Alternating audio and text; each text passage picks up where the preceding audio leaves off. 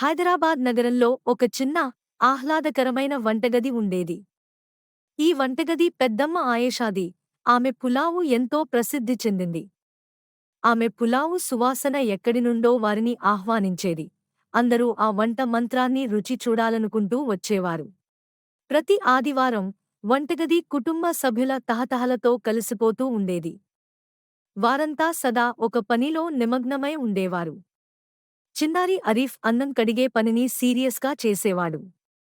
అతని అక్క సనా కూరగాయలు కోయడం మరియు మసాలాలు కలపడం చేసేది. అటువారి తండ్రి సొంపైన చికెన్ ముక్కలను సిద్ధం చేసేవారు. పెద్దమ్మ ఆయేషా తన అనుభవం మరియు కళ్లలో మెరుపుతో అన్ని కార్యక్రమాలను పర్యవేక్షించేది.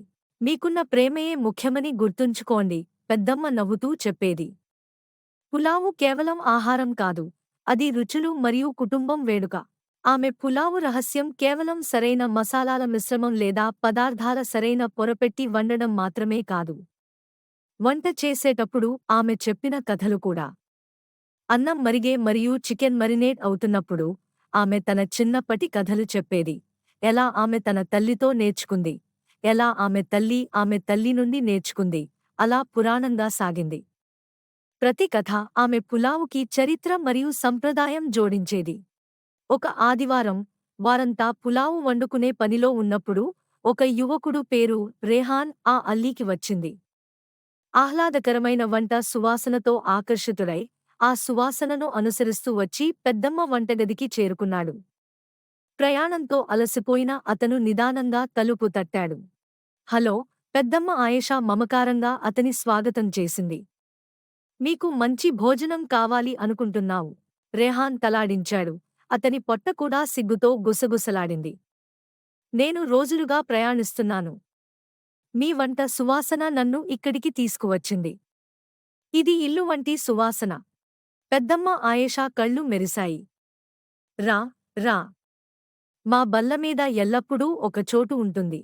రెహాన్ కుటుంబంతో కలిసిపోతూ తన ప్రయాణ కథలను పంచుకుంటూ కూరగాయలు కోయడం మరియు పాకాలను కలపడం చేస్తూ కలిసిపోయాడు. వంటగది నవ్వులు మరియు పాత్రల శబ్దాలతో నిండి ఉంది. పులావు సిద్ధమయ్యాక రేహాన్ కుటుంబ సభ్యులాగా అనిపించుకున్నాడు. వారు అందరూ భోజనం చేయడానికి కూర్చున్నప్పుడు మొదటి ముక్క పులావు తీసుకున్నాడు. ఇది నేను తిన్న ఉత్తమమైన పులావు అని ప్రకటించాడు. పెద్దమ్మ ఆయేషా గర్వంగా మెరిసింది. ఇది కేవలం పదార్థాలు కాదు, నా ప్రియమైనవాడా. ఇది ప్రేమ మరియు కథలే దీనిని ప్రత్యేకంగా చేస్తాయి. రెహాన్ కొన్ని రోజులు ఆ కుటుంబంతో గడిపాడు. పులావు వండటం గురించి ఎక్కువగా తెలుసుకున్నాడు.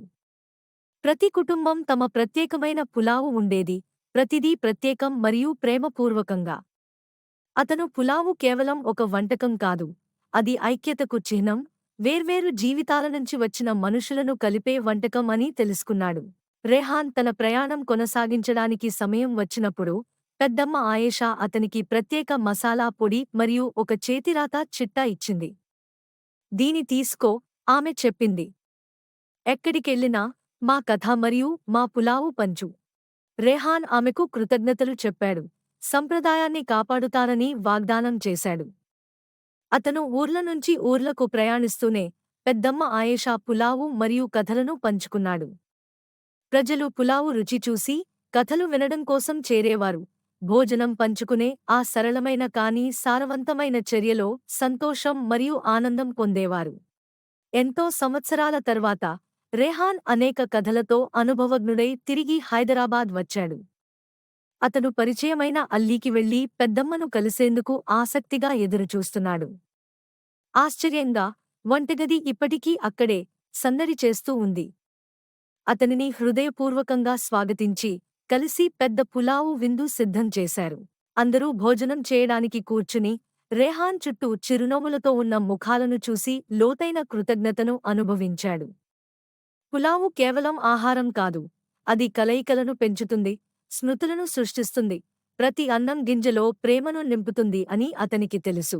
అలా హైదరాబాద్లోని ఆ చిన్న వంటగదిలో పులావు సంప్రదాయం కొనసాగుతూనే ఉంది. దాని మాయాజాలాన్ని రుచి చూసే అందరికీ ఆనందం, ఉష్ణత మరియు కలయికను